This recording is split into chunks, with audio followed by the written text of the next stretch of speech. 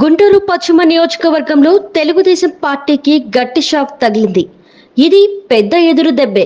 ఆ పార్టీకి చెందిన పలువురు కీలక నేతలు శుక్రవారం రాష్ట్ర వైద్య ఆరోగ్య శాఖ మంత్రి విడుదల రజని ఆధ్వర్యంలో ముఖ్యమంత్రి వైఎస్ జగన్మోహన్ రెడ్డి సమక్షంలో వైఎస్ఆర్ కాంగ్రెస్ పార్టీలోకి చేరారు. ముఖ్యమంత్రి వైఎస్ జగన్ వారిని ఆప్యాయంగా పలకరించి పార్టీ కండువాలు కప్పి పార్టీలోకి సాదరంగా ఆహ్వానించారు. కాకినాడ జిల్లా రాజానగరం నియోజకవర్గం ST Rajapuram night stay point వద్ద ఈ చేరికలు జరిగాయి. బస్ యాత్ర సందర్భంగా పలువురు నేతలు కలిశారు.